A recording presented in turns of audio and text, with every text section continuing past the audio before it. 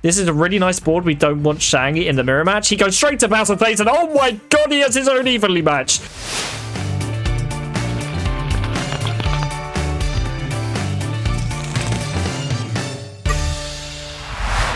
Hello everyone, and I hope you're doing well. It's been a while since we've done a serious Master Duel deck, and today I thought I'd show off the deck list I go to when I want to win. Now, Kashtira claims to be inconsistent, and I don't find that to be the case in Master Duel. I think it is less consistent than the TCG, but is still consistent enough to get out a Rise Heart turn 1 and possibly another Floodgate. So without further ado, let's go through the card by card. So we have 3 Maxi. Obvious, really. I even considered cutting it because we get into a Rise Heart so often and we can't use Maxi under a Rise Heart, but having it for cross out and honestly having it going second is busted. We have 3 Ash Blossom. Not only can this be used to stop the Roach, but we can go into Baron the Floor if we have a rough hand. We have 3 Planet Pathfinder, used to mainly search your Wraithsoft, which searches you into usually Unicorn or Fenrir, or the Necro Valley. Now, Necro Valley is one I don't see in every deck list, and it's understandable. It just gives Pathfinder a purpose if you already have the monsters you need from Wraithsoft. And honestly, opening Necro Valley isn't too bad either if you end on or if you have a rough hand and you end on a Kashtira monster plus Necro Valley, it's not bad. But that's it for Pathfinder. On to 3 Rise Heart. Now, usually in the TCG I'd run 2, but we need as much consistency as we can get in Master Duel. We have 2 D-Shifter. I mean, if you can run D-Shifter, you have to run D-Shifter. Even in Master Duel, it is a broken card. Turn ender most of the time. We have 1 Fenrir because that's all the game lets us. Same with 2 Unicorn. We'd run 3. This is such a crazy card. To make up for the missing Fenrir and Unicorn, we have 3 Kashtira Ogre. Now, again, typically we don't run 3 Ogre in the TCG, but Master Duel, we need this guy. He helps us get into so many plays just because he's a Kashtira name, and we do run both traps as well. We do have the Scareclaw Kashtira as well, which is a killer against a lot of meta decks, specifically Yubel, and when Tenpai comes out, this card is crazy against Tenpai as well. We have 1 Nibiru. I don't really like Nibiru in Kashtira, but it's literally here for Crossout Designator, and sometimes Nibiru is nice. The problem is it gives you the Nibiru monster, so you won't be able to special summon any cash monsters, but you can work around it. We do have 2 pots as well, Pot of Extravagance and Pot of Prosperity. You want to ideally be banishing Tis and Goliath. Now the others are optional, so hopefully Extravagance Banish 6 will get you at least one of those, and Prosperity you can just go for 3 or possibly 6, get rid of some of these. We have 2 Kashtira Theosis. The reason we're running 2 of these is because we also run 2 Thrust, and Thrust can search into Theosis. We've been over the Necro Valley, but we have the Wraithsoft as well, which we've been over. This is such an insane card. It's a shame it's at 1 in Master Duel. Kashtira Birth, speaking of insane cards, this card is broken. Normal summon level 7, special summon Kashtira stuff for free. It's one of the best cards in Kashtira. We have a Crossout Designator just to prevent against some game enders for us, like Nibiru and Evenly Matched. Again, Evenly Matched is here not only for Crossout, but for Thrust as well. We have 3 Imperm for Crossout, and because Imperm is crazy. Kashtira Big Bang to extend off of the Rise Heart, and Preparations, because Preparation is generally underrated, and because we're running 3 Ogre, we might as well have something to search off it. And I feel like Preparation is very underrated in Master Duel. Special summoning from your hand or banished is really good, and the trap effect comes up more often than you think. To look at your hand, look at your opponent's hand and just take one. Like, that's a broken effect. You can't not run it. For the extra deck, we have the Natis, previously mentioned, as was Barone. I mean, this is just here to attach to specifically a Rise Heart. This is here for if we brick on 1 Kashtira monster and an Ash Blossom, so we can just summon that, go into Barone. Big Eye for problem monsters, we can just steal them. Dark Armed is one of the craziest cards in the extra deck. Non-once per turn, destroy 1 card in your opponent's field and a banish from your graveyard, which works perfectly with Kashtira. You can banish a Theosis, you can banish something like one of your Kashtira monsters to summon off Preparation or Birth. Honestly, it's just free. It is really, really good. 3 Shang, I know it's not common to see 3 Shang. You usually see Red Eyes Metal Flare Dragon, but I rarely went into him, to be honest. You can put him in, but I like just having more of these for the grind games. Speaking of, same reasoning for a Rise Heart is nuts, and if you ever get into a situation where you're summoning the 2nd or 3rd, you really do appreciate it.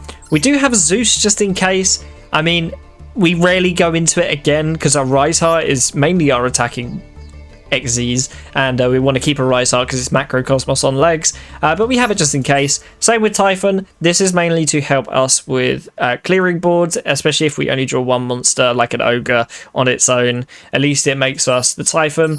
A Goliath is the one you want to attach to a Rise Heart pretty much all the time, just stops it from being destroyed by card effects, which most people don't read because it's attached to the monster. And of course SP Little Knight, because if you can run SP, you'll run SP. So that's the deck list. Let me go into a few games and show you how this deck really works. So we've got 3 games to go into today, and the first one is against Yubel, one of the top meta contenders at the moment. Our opening hand isn't amazing, but we have seen a D-shifter, which hurts Yubel, but not as much as we'd like. He's going into his main phase here. He's going to start with the Nightmare Throne, going into the Samsara D Lotus, normal summon the Lotus and use its effect to tribute it. To special summon the Spirit of Yubel, Spirit of Yubel will search for the Nightmare Pain. Very scary. He's going to reveal the Yubel and the Spirit of Yubel, shuffle them back in to go into Phantom of Yubel. Now, it's not the most optimal end board for Yubel, but still pretty good. We top deck a Fenrir. We're going to start main phase with the Pot of Extravagance, banish for 6, get some good banishes there. We draw into an Ogre and a Unicorn. We're going to go into the Fenrir here over the Unicorn because we know he's going to turn the Fenrir search into destroying a Yubel, and we'd rather have a Fenrir on the field than just a lone Unicorn. Now that he's activated an effect, we can go Fenrir, target the Nightmare Throne to banish that face down. Spirit of Yubel is going to special summon a regular Yubel from the deck. We've gotten rid of the field spell, and he has activated a monster effect, so we can go for Triple Tactics Thrust to go into Theosis. Theosis effect, target the Fenrir. We're just going to go straight into a Unicorn. Now that he has no interruptions as far as we can see, we're going to grab the Birth now. We're going to activate the Birth. We're going to use the Birth effect to normal summon Kashtira Ogre. We're going to use Cross out here to go for Kashtira Rise Heart. Now we're just going to banish Rise Heart, and the reason we do that is so we can bring it back with Birth. And now we're going to go into Shanga Era here, using the Unicorn and the Ogre. We're going to use the Rise Heart effect, banish for cost, the Big Bang, targeting the Shanga Era to detach the Ogre, add that to hand, and add the preparation off of Ogre. We're going to go to battle. I don't know why we did this. I think we forgot that we used Fenrir, but now we can go main phase 2.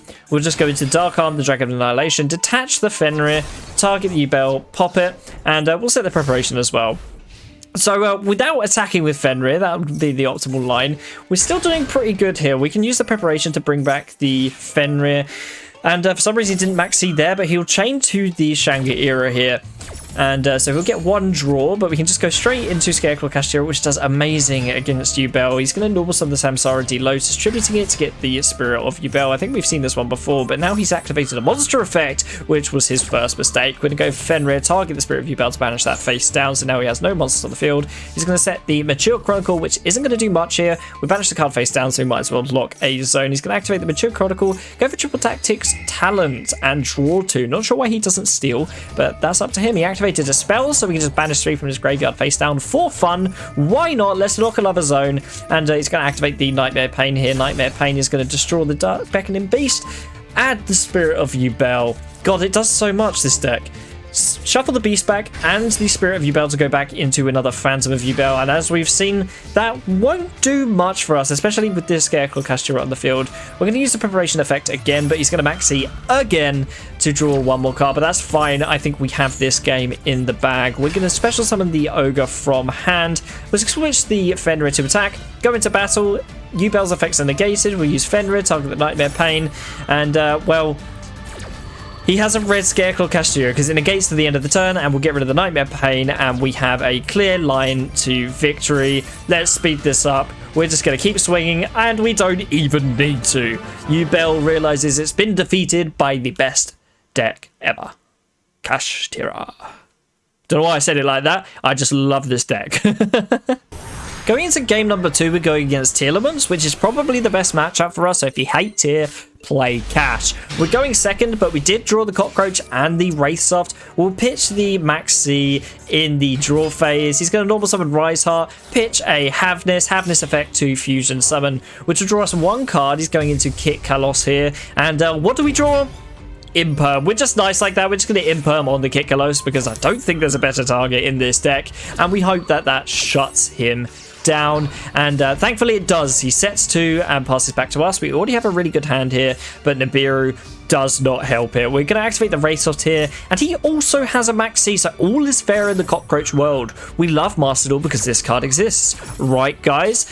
Anyway, we're going to add the Unicorn off of the Wraithsoft here. He did activate a monster effective. We can go for triple tactics thrust, grab the Theosis. Special summon the Unicorn gives him a draw, unfortunately. We're going to add the Birth off of the Unicorn, and we'll use the Birth effect to normal summon Fenrir, which doesn't give him a draw. This will, though, will Theosis target Unicorn, special summon the Scarecrow Kashtira, and on the summon he'll go for Super Poly pitching Destrudo, which is really painful for us, but he goes into Garura, which man, that hurts. We lost a lot of bodies, but he did activate a spell card, so we can at least banish that Destrudo and a few other cards in his graveyard. We'll use the Birth effect to special summon once again. We'll go to Scarecrow Kashtira. We'll swing with the Unicorn into Kitkalos, which negates the Kitkalos because of Scarecrow Kashtira. He'll use Forbidden Droplet, pitching the Garura and the Heartbeat to pretty much just silence our dudes. We can no longer attack. Well, we can, but why would we? He did send Garura to the graveyard, so he will draw another card. Unfortunately, we'll go main phase 2. We have to extend more here. We'll go for the Rise Heart, pitching the Ogre from deck, and then we'll just hard make a Rise Heart because this card destroys Tyr. Unfortunately, he has got full hand again, but we will banish face down the Kitkalos just so we can get rid of that problem and attach the Unicorn. So we have a decent board here. We're not going to use this Nibiru, really. I mean, this is a game ender against Tyr, just getting this guy out. Even if he drew 6 cards, it doesn't matter. Now we still have Birth Live, so we can just pop off. We'll use the Birth effect to special summon Fenrir. He's going to use the Ash on the Fenrir, which kind of makes sense because then I'll be able to normal summon from hand. So it makes sense for him to Ash here, but we do get a Rise Heart proc. Might as well grab that Ogre. Let's just go to battle phase, swing the Fenrir in. The Rhino Hurt gets banished, so a Rise Heart will trigger again. Add the Rise Heart, we'll just swing face, and honestly, we might as well set the Imperm, because you never know. There's not like there's going to be a second Kitkalos, but yeah, from here, it is pretty much game, set, match. He sets a card. We can banish it in the end phase with the Rise Heart, and I mean, do we need any more? I mean, there's another Maxi for fun. Why not? Let's just keep extending. Grab a Unicorn, normal summon the Unicorn, special summon Scarecrow Kashtira in case there's a sneaky Battle Fader or something, and we win the game. Now, I'm not going to pretend like that Imperm on Kitkalos didn't really help us, but let's be honest, a Rise Heart is crazy against Tyr, and a Kashtira in general is just nuts. Going into game 3, we've seen what Kashtira can do against some of the best decks, but what can it do against itself? We're going second once again, and we have an evenly match staring at us in the face. He starts with Planet Pathfinder, going into the Wraithsoft. He's going to use the Wraithsoft effect, go into Unicorn, special summon Unicorn, use the Unicorn effect, grab the Theosis, really nice Royal by the way, Theosis into Fenrir. Fenrir is going to grab the Rise Heart. Rise Heart's going to special summon itself. He's going to use the Unicorn and the Fenrir to go into Shang. He's then going to go Rise Heart effect to banish Big Bang, turn it into a level 7 to banish top 3. He's then going to target Shang with the Big Bang, and Shang is going to lock one of my zones so that he can go into a Rise Heart and assumedly special summon the Fenrir off of the Big Bang. He's then going to use the Rise Heart for the A Rise Heart.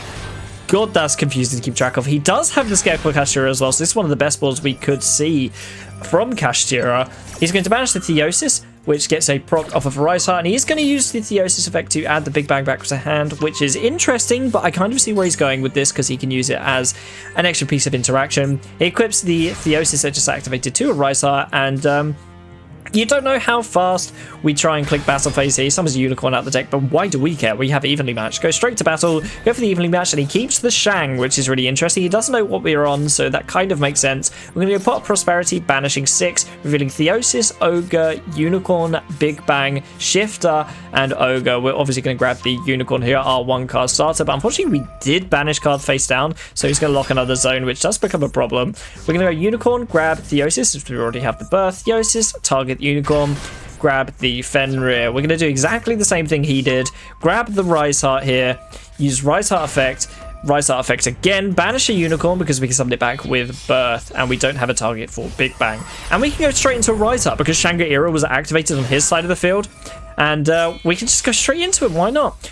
We'll set the preparations and activate the birth. We'll go into Dark Arm the Dragon of Annihilation. Now, we do know Shang has a protect effect, but that doesn't matter because we can use the Dark Armed effect twice, and not only can we use it twice, it procs a Rise Heart twice as well. So we can grab the Goliath we banished off of Prost to protect this from card effects, and we can also use the Theosis target the Fenrir now that our zones are cleared up. We haven't normal summoned yet, so we can just normal summon him out for fun.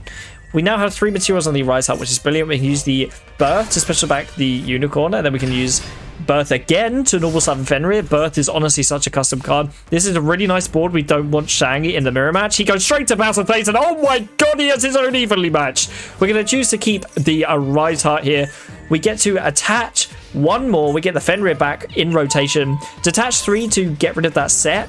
Importantly, detaching the Fenrir so we can special summon it off the other Birth we have in hand. Moving back to our turn, we draw into an Ash Blossom here, which isn't going to help us much. We're going to Kashtira Birth, which we luckily had in hand. Birth effect special summon from Banish. We'll grab the Unicorn. We still have a Scarecrow Kashtira in deck, so we're going to grab the Theosis. Theosis target Unicorn special Scarecrow Kashtira, which is more than lethal, but we might as well BM a little bit. We're going to activate Theosis, target Fenrir to add it back to hand, whilst Rise Heart is going to chain to attach one, so we'll add the Fenrir back to hand. We haven't normal summoned yet.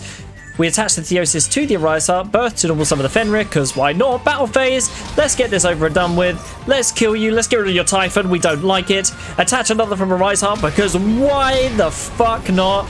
We were evenly matched to the very end. So, Kashtira doesn't exactly lose to evenly matched every time. We put that myth to rest today. Thank you so much for watching. Let me know down in the comments, do you love Kashtira or do you hate Kashtira? It's a bit like Marmite in the sense that you can either be a one or the other. Anyway, that being said, if you made it this far in the video, please do feel free to hit subscribe. New Yu-Gi-Oh videos each week, and as always, happy dueling.